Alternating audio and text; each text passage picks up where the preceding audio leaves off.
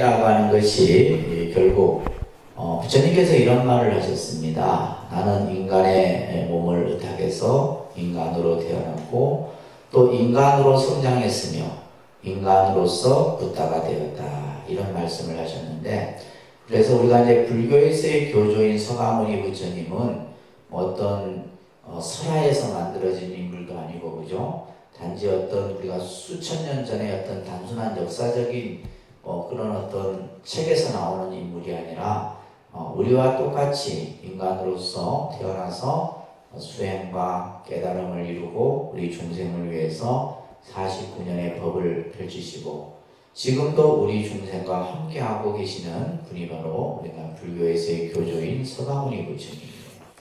그래서 이 서가모니 부처님의 이 어떤 탄생에서부터 열반에 이르는 장면들, 요거는 여러분들 8개의 장면으로 이제 설명된다 했어요. 그죠? 이것은 꼭 기억을 하셔야 됩니다. 첫 번째가 도솔레이상입니다. 그러니까 도솔레이상. 예, 룸비니에서 탄생하는 장면이 비람강생상입니다. 비람강생상. 여러분들 기본 과정에서 한번 했기 때문에 제가 이제 간략하게만 하고 넘어갑니다. 다음에 이제 태자가 성 밖을 나가서 이제 인간의 생로병사의 모습을 보죠. 이것을 사문유관상이라 합니다. 그러니까 사문유관상. 그리고 이제 드디어 이제 출가의 길로 떠나는 장면을 바로 유성출가상이라 얘기했어요. 이제 유성출가상. 그 다음에 이제 출가의 길을 들어선 이후로 이제 육사외도를 비롯해서 많은 이들의 가르침을 받지만은 결국 이 시다르타 태자가 자신이 원하는 길이 아님을 알고 이제 그 부다가야 보리수 아래에서 6년의 고행에 들어가는데 그것을 이제 설산수도상이다라고 합니다. 그러니까 설산수도상. 그래서 여기서의 설산은 눈 속이 아니라 아주 힘든 어느 누구도 경험하지 못한 고행을 뜻하는 거예요. 그래서 그 고행을 통해서 결국 자신을 극복하고 또 자신의 마음을 항복시키고 번뇌를 항복시키고 그렇게 해서 마지막에 이제 그죠? 수화항마상이라고 하는 깨달음을 이루게 되는 겁니다. 그러니까 수화항마상. 자, 이렇게 깨달음을 얻고 나서 이제 이때가 태자의 나이가 35세 12월 8일이에요. 그죠? 그래서 여러분들이 성도지도 기억해야 되지만은 예를 들면 부처님이 28에 출가해서 그죠? 2월 8일에 출가해서 이제 35세가 되는 12월 8일 날 이제 깨달음을 이루시게 되죠. 그죠? 그래서 이제 그 날짜와 장소 이런 것들은 꼭 기억을 하시기 바랍니다. 그리고 나서 이제 당시 브라만이라고 하는 하늘의 신이 부처님께 법을 설해 줄 것을 청해서 처음으로 이제 녹야원이라고 하는 곳에 가서 이번에 이제 저도 그 사전답사를 인도를 갔다 오면서 이 부다가야에서 이 녹야원은 이제 바라나시라고 하는 도시예요. 녹야원에서 이제 거리상으로는 한 250km인데 우리나라 같으면 250km면 뭐 자동차로 1시간 반이면 가죠. 1시간 반 내지 그죠? 빨리 달리면 2시간. 2시간 걸리겠다 그죠? 근데 인도는 길이 안 좋으니까 8시간이거든요. 8시간. 그러니까 이게 지금 10년 전이나 또 7, 8년 전이나 지금이나 똑같아요. 그래갖고 8시간을 덜커덕 완전히 그 길을 이제 7, 8시간을 이제 버스로 달려서 이제 바라나시. 근데 부처님 당시 때 부처님께서는 이 250km를 어떻게 했어요? 걸어서 가신 거예요. 걸어서. 이제 걸어서 가시면서 이제 당시 야사라는 청년을 제도하고 가섭 사명제를 제도하고 그 다음에 사리불목불련을 제도하고 이러면서 이제 그 길을 걸으시면서 많은 중생들을 만나고 법을 전하는 이러한 모습들을 우리가 볼 수가 있는데 그래서 처음 법을 설하신 곳이 바로 초존법륜이라 해서 노건 전법상이라 합니다. 자, 여기에서 이제 여러분들이 꼭 기억해야 될 것이 이 자리에서 뭐예요? 삼보가 성립된 장소다. 뭐가 성립됐다? 삼보가 뭡니까? 불법승, 그죠? 부처님과 부처님의 가르침과 승가가 형성된 곳이 바로 초존법륜지인 바로 녹야궁이에요. 그래서 굉장히 중요한 상징성이 있는 장소입니다. 그래서 이제 이번에 저희가 5월 달에도 녹야궁을 이제 참배하기로 이렇게 이제 그 일정을 잡았었는데, 그리고 나서 이제 많은 제자들을 제도합니다. 빈비사왕이 중림정사를 보시해서, 그죠? 이 중림정사는 뭐야? 최초의 사원입니다.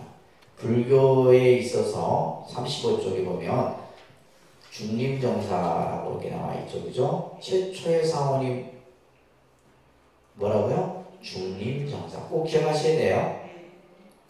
꼭 기억하셔야 됩니다. 그래서 빈비사라왕이 이제 중림정사를 보시를 하고, 그 다음에 이제 부처님이 또 오랫동안 머물렀던 곳이 기원정사예요. 그래서 여러분들이 중림정사, 기원정사는 꼭 기억을 해주셨으면 해요. 36쪽에 보면 바로 수다타 장자가, 그죠?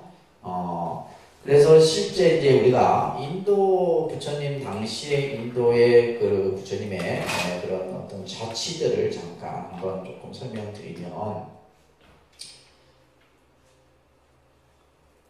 인도 지도가 만약에 이런 형태의 인도 지도가 있다라면 실제 이제 이 지역이 마가다국이에요. 마가다. 당시 이제 8개의 나라가 이렇게 나누어져 있었는데, 처음 부처님이 탄생했을 때는 16개의 나라였다가, 이제 나라들 간에 서로 이제, 그죠? 병합을 하고 또 뺏고 빼앗기는 이 과정 속에서 8개의 나라로 나누어져 있었어요. 그래서 실제 이제 부처님이 열반하셨을 때도 8개의 나라의 국왕들이 부처님의 장례를 다 주관을 합니다. 그래서 당시 이제 마가다국에, 이 마가다국을 우리는 왕사성이라고 그래요. 그러니까 왕사성. 그래서 이 왕을 이제 빈비사라왕이라고 합니다. 그럽니다. 빈비사라왕. 이 빈비사라왕이, 그죠? 부처님께 정사를 바쳤는데 그 정사가 바로 중림정사다. 이 최초의 사원이에요. 최초의 사원이고, 그 다음에 이제 이 부분, 이쪽이 이제 코살라국이라고 하는 나라가 있었어요. 코살라국. 이것을 우리는 보통 사위성이라고 합니다. 그러니까 사위성. 코살라국의 사위성. 요게 이제 이 왕이 누구냐면 파사이광이에요. 이 파사이광이 이제 통치를 하고 있었는데, 이 사위성에 이제 세워진 절이 무슨 절이에요? 기원정사예요. 무슨 정사? 그래서 여러분들이 중림정사, 기원정사 아주 중요한. 그래서 부처님이 실제 기원정사에서 한 25년 정도 이 정사에서 머물러. 그러니까 49년 동안 이제 교화를 하는 가운데 거의 25년을 어디에요? 기원정사를 중심으로 해서. 그래서 여러분들이 이제 잘 알고 있는 금강경이 설해진 곳이 바로 기원정사잖아요. 그죠? 그래서 기원정사, 중림정사, 이거 말고도 여러 개의 정사가 있지만은, 경전에 나오지만은 가장 대표적인. 그리고 실제 이제 이쪽, 저 밑으로는 이제 누굴 파견해서, 전도사들을 파견해서 불교를 이제 홍보하고 널리 알고. 그래서 우리가 이제 여러분들 기본 과정 때 제가 설명을 드렸잖아요. 짧은 시간 안에 인도에는 당시 수많은 종교 사상가들이 있었음에도 불구하고 불교가 이렇게 짧은 시간 안에 왜 이렇게 갑자기 크게 성장할 수 있었느냐라고 하면, 첫 번째가 뭐냐면 당시 군주 시대, 전제 군주, 그죠? 전제 군주 시대에 가장 왕이 모든 권한과 세력을 다 가지고 있잖아요. 이 왕이 귀의를 했다는 거예요. 그죠? 왕이 뭐 했다? 부처님에게 귀의를 한 거예요. 그러니까 부처님의 불제자가 된 거예요.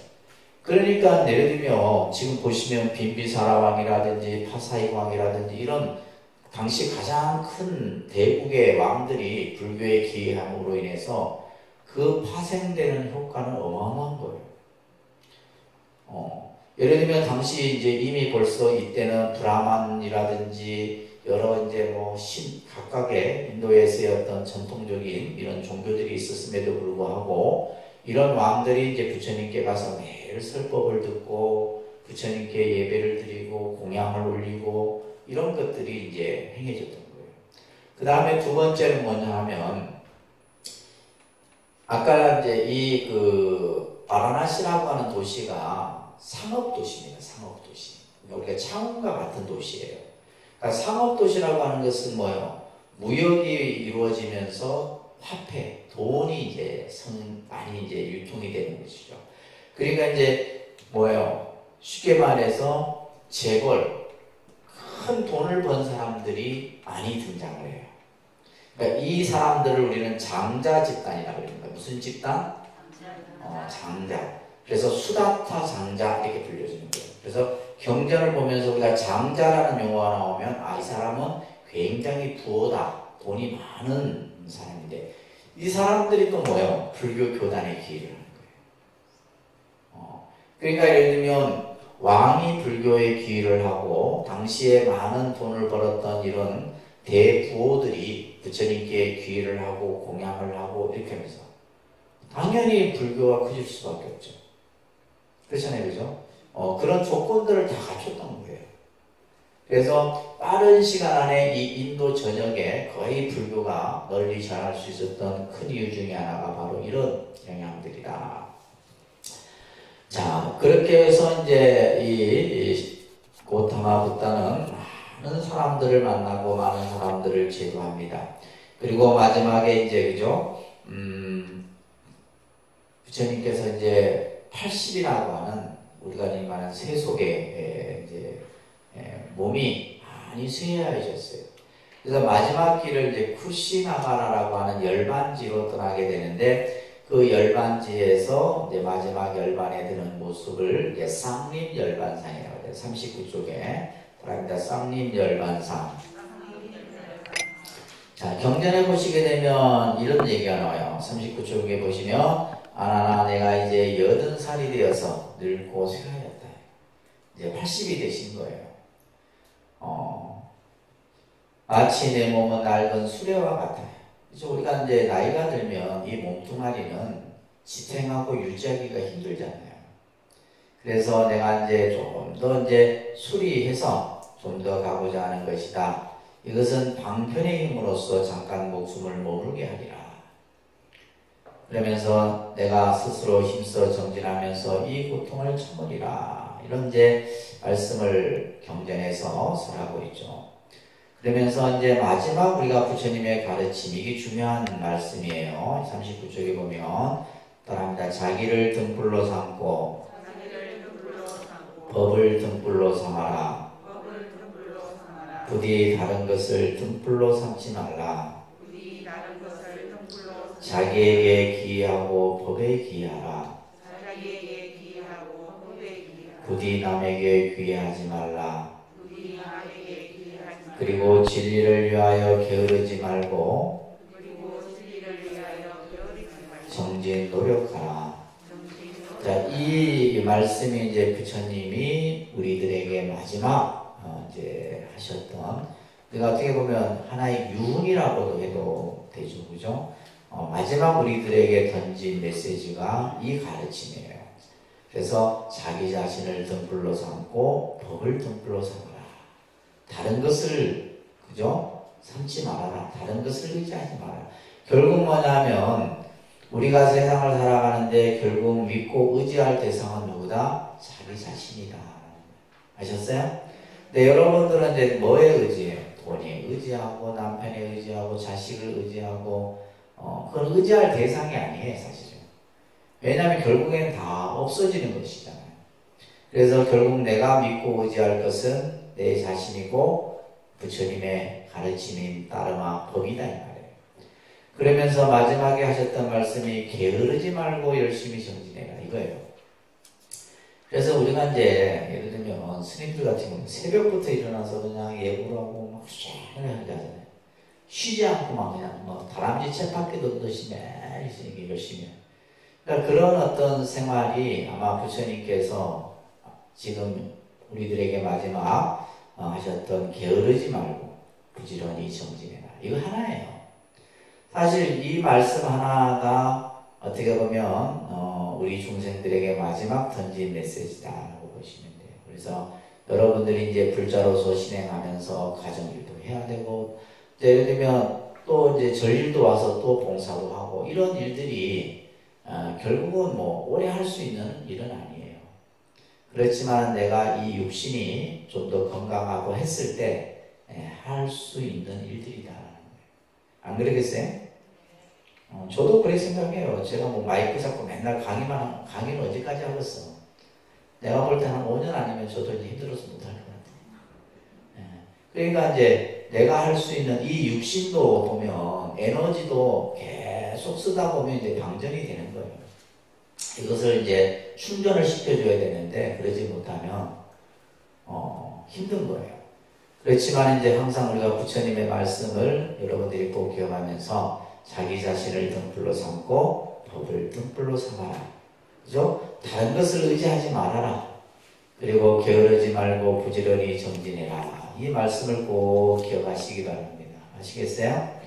그리고 나서 마지막 2월 15일이 되던 날 부처님께서는 사상수아래에서 열반에 들게 되는데, 이 열반의 의미를 조금 여러분들이 잘 정확하게 이해를 하셔야 돼요.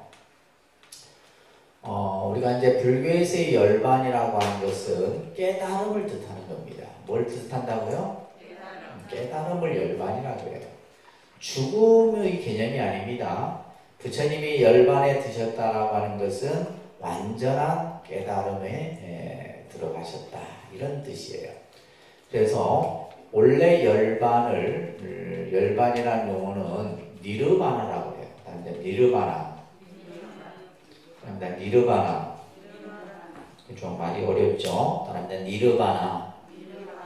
인도 말이에요. 인도말. 니르바나라는 말인데, 이 니르바나의 의미는 뭐냐면 취멸이라 해서, 지금 내가 촛불이 지금 있는데 그 촛불을 훅 불어서 끈 것을 니르바나라는 거예요. 그러면 지금 내가 활활 타오르고 있는 이 촛불은 뭐예요? 삼독의 불이에요. 다시 말해서 번뇌의 불꽃이다 이 말이에요. 그 번뇌의 불꽃을 불어끈 상태를 열반이라 한다. 이렇게 이해를 하셔야 돼요. 그래서 우리가 이제 열반을 크게 따는데 유여열반, 유여열반, 그 다음에 무여열반이 있어요. 무여열반. 그래서 이 유여열반을 반열반이라고 해요. 그러니까 반열반. 무여열반을 완전한 열반이라고 해요. 그러니까 완전한 열반.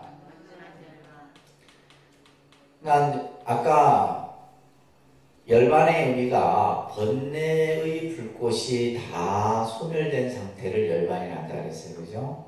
다시 말해서 뭐요? 깨달음을 의미하는데, 유여열반은 쉽게 얘기해서 부처님이 보리수 아래에서 정각을 이룬 상태를 유여열반이라고 해요. 그러니까 왜냐하면 이 육체가 남아있는 상태에서는 육체로 인해서 괴로움이 생기는 거예요. 그래서 부처님 경전에 보게 되면 부처님이 몸에 등창이 나기도 하고, 이 육체, 나이가 이제 들어가면서 몸에 의해서 만들어지는 고통들, 이거는 뭐예요? 이 육체를 가지고 있기 때문에 생기는 번뇌들이다 이 말이에요. 그래서 이 유여열반은 뭐다? 보리수 아래에서 깨달음을 이루은 상태를 열반을 성취했다 했을 때, 이제 그때는 이 열반은 뭐다? 반열반의 모습이에요. 아직까지 육체가 남아있는 상태. 자, 마지막 무여열반은 완전한 아무것도 남아있지 않은 거예요. 육체까지도 소멸된 상태를 무여열반이라는 거예요. 이것을 뭐다? 완전한 열반이다. 그래서 이 완전한 열반은 어디요? 쿠시나가라에서 마지막 육체까지도 다 벗어버린 상태를 이제 무여열반이다. 그래서 이제 우리가 스님들이 이제 임종을 뭘 하냐? 정멸에 드셨다. 정멸. 다시 말해서 육체까지 다 벗어버리고 완전한 깨달음에 들어가셨다, 이런 얘기예요. 무슨 말인지 아시겠죠? 그래서 이 부처님의 열반이라고 하는 것이, 그래서 이제 우리가 불교의 연도 표기를 불기 올해가 2566년이죠. 맞아요? 올해가 2566년이다 이 말이에요. 그러면 2566년은 부처님 탄생을 기준으로 한 게 아닙니다. 그러니까 서기는 예수의 탄생을 기준으로 해서 서기 2022년 이렇게 하는 거예요. 예수의 탄생인데 불교의 불기는 부처님의 열반을 기준으로 하는 거예요. 무슨 말 이해되세요? 왜 그러면 불교에서는 불기를 열반을 기준으로 했느냐? 그 열반은 뭐다? 완전한 깨달음에 들었기 때문에. 무슨 말 이해되세요? 완전한 깨달음에 들은 그 의미를 바로 불기에다가 그러니까 실제 보면 부처님의 탄생했을 때 우리가 여기다 80을 더 해야 되는 거예요, 사실은. 그러니까 그렇게 되면 이제 2600년 뭐 이렇게 이제 표현을 하는 거예요. 그래서 불기를 열반으로 기준으로 해서 삼았다라는 것도 상식적으로 이해를 하셔야 됩니다. 그래서 이제 마지막 열반에 들어가게 되시게 되는데, 자, 이렇게 해서 이제 이 부처님의 그 살아온 삶을 여러분들이 이제 기본 과정에서 한번 했기 때문에 다 아시리라 생각을 합니다. 그래서 부처님의 탄생을 우리가 이제 음력으로 4월 8일 부처님 오신 날이라고 했어요. 그죠? 그래서 요즘에는 이제 이 언어도 많이 바뀌어요. 뭐 석탄일 뭐 이런 이제 옛날에는 보면 달력에 그런 게 있었는데 그런 걸 석탄일 이런 거 안 쓰고 뭐라요? 부처님 오신 날. 이제 언어도 이제 조금 누구나 들어도 이해하기 쉬운 언어로 바꾸는 거예요. 그래서 4월 8일은 무슨 날? 부처님 오신 날. 뭐 석가탄신일 이런 거 안 씁니다. 자꾸 우리가 그런 걸 안 쓰고 그냥 누구나가 알아듣기 쉬운 용어로 자꾸 바꿔야 돼요. 그 다음에 부처님 출가하신 날. 출가하신 날은 음력으로 2월 8일입니다. 그리고 부처님이 성도하신 날은 뭐요? 12월 8일. 부처님이 열반에 드신 날은 뭐다? 2월 15일이에요. 이걸 기억하셔야 돼요. 이건 기억하셔야 되고 또 뭐요? 장소도 기억하셔야 되고 그 장소에 따른 의미도 이해하셔야 되고 요 정도는 여러분들이 이제 전문 과정에서 꼭 체크를 해 주셔야 되는 내용이에요. 아시겠죠? 자, 그래서 이제 자꾸 뭐 이것만 가지고 있을 수 없어서 오늘은 제 3장 넘어가도록 할게요. 자, 여러분들이 이제 부처님의 생애를 통해서 부처님이 이런 분이구나, 이런 삶을 사셨고 정말 2600년의 그러한 시간 속에 지금의 많은 사람들이 정말 아까 얘기했던 부다가야나 이런 성지에 가게 되면 세계 각국의 사람들이 와서 부처님께 예배하고 공양하고 찬양하고 그리고 심지어는 태국 같은 경우는 불교 국가잖아요. 태국도 보면 이제 이제 일반 신도들도 있지만은 돈이 많은 사람들이 많아요. 중국도 그렇고 중국인들도 그렇고. 그럼 이 사람들이 부다가에 꽃을 한번 쫙 까는데 몇 천만 원이 든대요. 근데 그걸 늘 1년에 몇 번을 한답니다. 부처님 그 부다가야 성지에다 꽃을 그냥 쫙 깔아갖고 꽃공양을 올리는데 그런 이제 세계 각국의 불자들이 부처님에게 예배 공양을 하는 모습들을 우리가 보게 됩니다. 그래서 우리는 이제 부처님이 어떠한 공덕을 갖추셨기에, 그죠? 여러분들도 매일 와서 부처님께 예배하고 공양하고 또 기도하고 하잖아요. 근데 도대체 부처님은 어떠한 공덕을 갖추셨기에, 또 부처님은 어떠한 힘을 갖추고 계시기에 이렇게 많은 사람들에게 기와 예배의 대상이 될 수 있느냐 이 말이에요. 자, 이런 것들을 이제 우리가 좀 더 구체적으로 공부하는 내용이 바로 부처님의 공덕과 불신에 대한 이해입니다. 자, 우리가 자바환경에 나오는 경문을 같이 한번 소리내서 이런 것들은 외우셔야 돼요. 외우셔야 되는 내용인데, 따라합니다. 나는 일체에 태어나고 일체를 나나니 나와 같은 자는 없으며 이 세상에 나와 비교할 자도 없다. 나는 일체를 이긴 승자요. 일체를 아는 지자입니다. 자, 요 구절이 왜 중요하냐면 부처님이 가지고 계신 무한한 공덕을 다 표현해내는 구절이에요. 그래서 이제 우리가 다른 종교는 이제 뭐 신을 믿는 이런 종교들은 그 신이 가지고 있는 절대 권위, 그죠? 그것을 우리는 전지전능이라는 표현으로 그 사람들은 쓰는데, 사실은 우리 불교는 뭐냐면 부처님 이렇게 하지만 그 앞에 이제 붙이는 수식어에 대한 훈련들이 안 돼 있어. 우리 불자들은. 내가 이제 부처님에게 기도를 할 때 부처님이시여 이러면 이게 이제 밋밋한 거예요. 그러면 그 앞에 뭔가 부처님을 뭐한 거? 찬탄하는 내용이 들어가야 되는 거예요. 찬탄하는 내용. 그래서 여러분들 그러니까 이런 것들이 사실 이제 신앙적인 내용에서 굉장히 중요한데, 자, 여러분들 신행집 갖고 계시죠?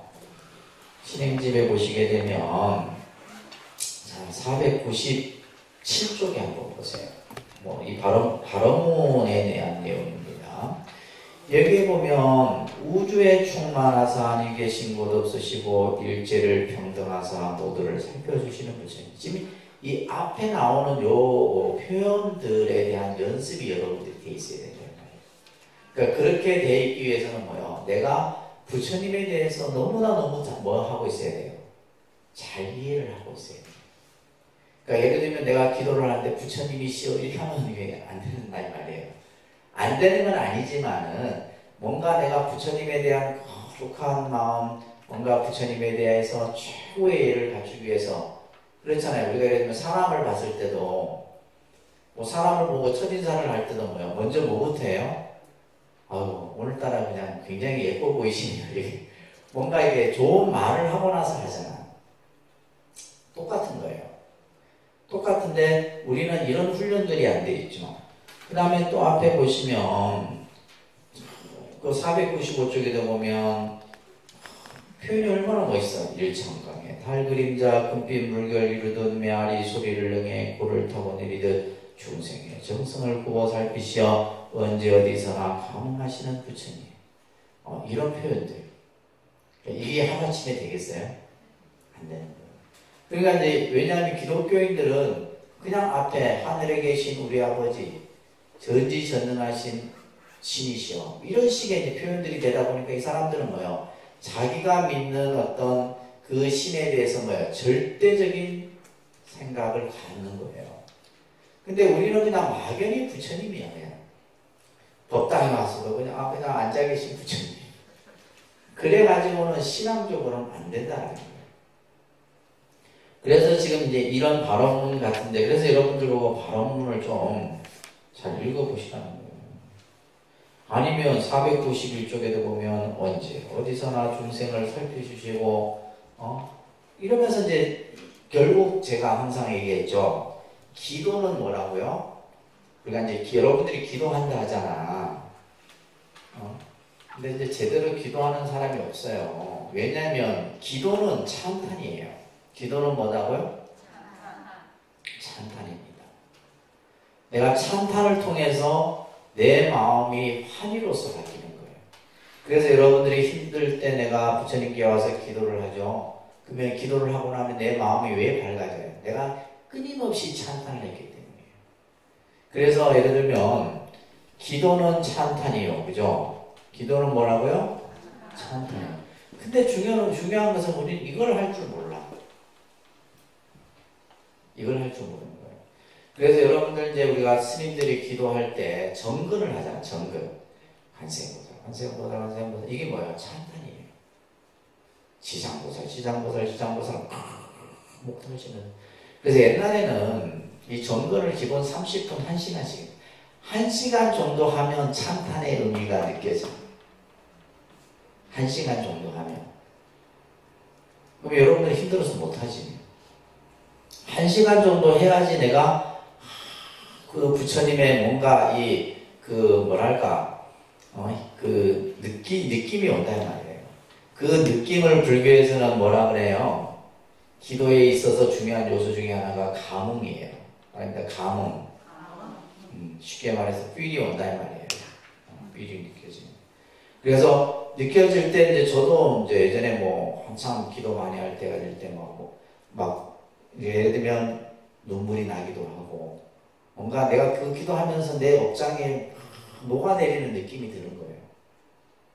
근데 그런 것을 경험해 봐야지만 여러분들이 뭐요? 신심이 생기는 거예요. 지금같이 뭐 밋밋하게 하는 것도 아니고 안 하는 것도 아니고 백날해도 소용 안 되는 거예요. 요즘 사람들은 그렇게 옛날 사람들처럼 신심이 없죠. 그래서 찬탄입니다. 아셨죠? 그래서 찬탄이라는 것은 부처님의 공덕을 찬탄하는 거예요. 그래서 여러분들 우리가 이제 기도할 때 보면 천상천하무여불 시방세계 영무비 전부 찬탄이에요. 또 우리가 이제 스님들이 할 때 찰진신령 다수지 대중수 가엄지 호공가량풍 이런 구절 있죠? 그게 다 찬탄이에요. 근데 사실은 이제 중요한 것은 한문으로 하니까 무슨 뜻인지도 모르고 맨날 따라만 하는 거지 그냥. 그래서 기도는 말 그대로 99%가 찬탄이 돼야 돼요. 찬탄이 되었을 때 내 안에 안 좋은 기운들을 좋은 기운으로 싹 바꿔주는 거예요. 그래서 기도가 좋다라는 거예요. 그리고 기도는 뭐다? 기도는 대화입니다. 기도는 뭐라고요? 이 두 가지 요소가 빠지면 대화라는 것은 뭐예요? 부처님과 내가 대화를 하는 거예요. 여러분들이 예를 들면 마음속에 있는 이야기들, 내가 성취하고자 하는 이야기들 이런 것들을 끊임없이 결국 지금 발언이 뭐냐 하면 대화예요. 사실 내가 대화를 하는데 부처님이시여 우주법계 중마사안이 계신 분 없으신 부처님이시여 제가 이렇게 지금 부처님께 공양을 올리고 이러면 전부 대화예요. 근데 우리는 뭐냐면 너무 틀에 박힌 틀, 그죠? 맨날 뭐 스님들 따라서 그냥 천수경하고 그냥 뭐 예불하고 대화가 아니라 일방적으로 내가 하는 개념밖에 안 되니까 안 돼요. 그래서 여러분들이 그러면 이 대화는 또 누가 잘해? 누가 잘해요? 기독교인들이 잘하는 거예요. 그래서 여러분들이 못 따라가요. 그 사람들. 이 사람들은 이것과 이것이 이미 되어 있어. 신앙적으로. 그래 안 그래? 신앙적으로 이 사람들 뭐예요? 손 모으고 막 하나님한테 막 얘기하는 거 보면 기가 막혀요. 그러니까 예를 들면 5분 이상 주기도문 달달달달 외우잖아요.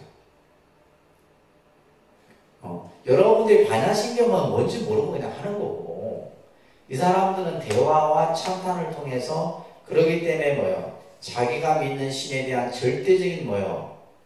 믿음을 가지고 그것을 우리가 이제 기본적으로 바로 이러한 개념을 이해를 해야지만 가능하다는 거예요. 그래서 나는 일체에 뛰어나고 일체를 안다. 이 말이 바로 뭐예요? 전지전능이라는 뜻이에요. 일체를 알고, 그죠? 일체에 뛰어나고 일체를 안다. 또한 나와 같은 자 없으며 부처님을 누구와 과연 비교할 수 있느냐 이 말이에요. 비교하는 대상이 없다. 그러면서 마지막에 나는 일체를 이긴 승자요. 그래서 부처님은 승자요 지자다 이런 말을 많이 씁니다. 나는 일체를 이긴 승자요 일체를 다하는 지자입니다. 자, 따라합니다. 부처는 과거 현재 미래의 모든 것을 밝은 지혜로 알아서 닦아야 할 것은 이미 닦았고 끊어야 할 것은 이미 끊었다. 그러므로 이름을 붙여라 한다. 그러니까 이제 그러니까 붙여라는 말은 깨달음이라는 뜻이에요. 깨달음. 그래서 그 깨달은 자를 우리는 뭐야? 부처님 이렇게 하는 거죠. 그죠? 그래서 부처와 부처님은 다릅니다. 그러니까 부처는 누구나 될 수 있는 거죠. 누구나 깨달을 수 있다 이 말이에요. 누구나 깨달을 수 있기 때문에 누구나가 부처는 될 수 있어. 근데 예를 들면 부처님이 되기 위해서는 뭐예요? 깨달음을 완성하기 위해서는 많은 수행과 많은 어떤 그죠? 정진이 필요한 거예요. 그래서 우리가 깨닫는다라는 의미는 것은 결국 뭐냐? 닦아야 할 것을 다 닦고 끊어야 할 것을 이미 다 끊은 그것을 우리는 부처라 한다. 그래서 이제 우리가 이제 부처님을 깨달으신 분이다라고 얘기하는 거예요. 부처님을 뭐라 한다고요? 깨달으신 분. 진리를 깨달으신 분이다. 이렇게 표현하는 거예요. 그 밑에 그래서 이제 열애라는 명칭이 있는데, 자, 부처님이란 깨달은 사람의 뜻으로서 인도의 범어로는 뭐라 불러요? 붓다라고 합니다. 붓다. 그래서 이제 초기 경전에서는 고타마 붓다. 고타마는 뭐냐면 부처님의 성이에요. 서가모니 부처님의 성이 고타마예요. 그래서 고타마 붓다 이렇게 얘기하는 거고, 그래서 이 고타마 붓다를 우리나라식으로 표현하면 서가모니불이 되는 거예요. 뭐가 된다고요? 서가모니불을. 그러니까 우리는 서가모니불이라 하지만은 이제 스리랑카라든지 남방권에서는 고타마 붓다 이렇게 붓다라는 말로 이렇게 표현하는 겁니다. 그래서 이 용어들도 이제 여러분들이 이제 이 전문 과정에서 마지막에 이제 정리를 하고 이해를 해야 돼요. 자, 이 붓다라는 말, 이것을 이제 우리는 한자로는 뭐라 써요? 불타 이렇게 하는 거예요. 붓다를 이제 그냥 소리 나는 대로 불타 이렇게 해요. 그래서 예를 들면 이것을 이제 우리는 그냥 뭐라 그래요? 부처님 이렇게 하는 거예요. 부처님 이름으로 표현하는 거죠. 그 앞에다가 이제 고타마, 그 다음에 그래서 우리가 서가모니불 할 때 서가모니불 하잖아요. 그죠? 이 서가가 뭐냐면 부처님의 종족 이름입니다.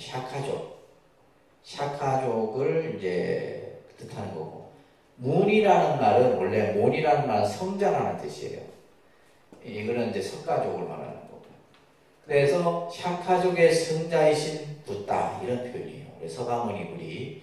그러니까 우리나라에서는 그냥 서가모니불 하지만은 원래 샤카무니 붓다 이렇게 얘기하는 거예요. 그래서 석가족의 성자이신 부처님 이런 뜻이에요.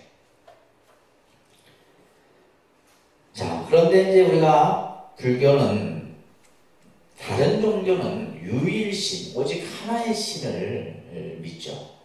그죠? 하나의 신을 어떤 믿음의 대상, 신앙의 대상으로 삼는데, 불교는 어떻게 해요? 수많은 불보살이 등장을 해요. 그래서 여기서 보시게 되면 시간과 공간을 통틀어서 다양한 이제 부처님들이 등장을 하게 되는데, 자, 시간적으로 보게 되면 따라합니다. 과거불, 현재불, 미래불.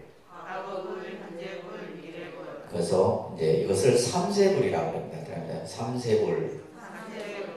시간적으로는 과거, 현재, 미래라고 하는 삼세불로서. 그래서 과거는 과거 7불이에요. 그죠? 그 다음에 현재불은 누구? 서가모니불은 현재불이에요. 그 다음에 미래불은 미륵불을 이제 말하는. 그래서 이것도 여러분들이 교리적으로 잘 이해를 하셔야 됩니다. 그래서 시간적으로는 삼세불이 있고, 그 다음에 공간적으로는 뭐요? 동쪽에도 부처님이 계시고, 서쪽에도 계시고, 남쪽에도 계시고. 그래서 이걸 이제 사방불이라고 해요. 그러니까 사방불. 그 다음에 중앙에도 계셔. 오방불. 그죠? 그 다음에 상하에도 계시면 육방불. 그 다음에 이제 간방불까지 다 하게 되면 시방불 이렇게 해서. 그래서 이제 우리가 그냥 총칭 예불을 할 때 시방삼세 일체제불 할 때 시방삼세 일체제불 그냥 다 포함된 거예요. 그냥 뭐 예를 들면 과거, 현재, 미래 뭐 일일이 안 해도 동서남북 일일이 안 해도 뭐요? 전부 모든 시간과 공간을 통틀어서. 그러니까 우리가 이제 예불을 할 때 시방삼세 일체제불 시방삼세라는 용어가 중요한 개념인 거예요. 이것은 시간과 공간을 다 통틀어서 계시는 일체 모든 부처님을 얘기합니다. 자, 이렇게 이제 불교에서는 시간과 공간 속에 많은 부처님이 등장하다 보니까 여러분들 입장에서는 이제 혼돈이 오는 거예요. 실제. 예를 들면 기독교같이 그냥 뭐 하나님 한 사람만 딱 믿으면 되는데 불교는 뭐요? 그렇잖아요. 절에 가도 예를 들면 어느 절은 서가모니 부처님이 계시고 약사에 부처님이 계시고 뭐 또 지장도량이라서 지장보살이 또 계시고 뭐 관음도량이라서 관음보살이 또 그러니까 나중에 이게 이제 여러분들이 스스로 요 개념이 정립이 되지 않으면 혼돈이 옵니다. 그래서 이제 이 개념이 밑에 이제 삼신불 개념이 중요한 거예요. 그래서 열애라는 말을 따라합니다. 인도 말로 하면 타타가타, 그러니까 타타가타. 자, 그와 같이 오신 듯 없으시면서도 오시고 가신 듯 없으시면서 가신. 다시 말해서 부처님은 오고 감이 없는 거예요. 여여이 왔다, 여여이 가셨다 이런 뜻이에요. 부처님이란 예를 들면 서가모니 부처님이 우리가 인간의 몸으로 오셔서 가셨지만은 오신 바도 없고 가신 바도 없다. 열애라는 뜻이 그런 뜻이에요. 그래서 여기 보면 첫째 항상 존재한다 이런 뜻을 가지고 있어요. 여라는 말, 여라는 이제 그죠? 타타라는 이 이제 용어에 보게 되면 항상 변함없이 존재한다. 예를 들면 그냥 생겼다 없어지고 이게 아니에요.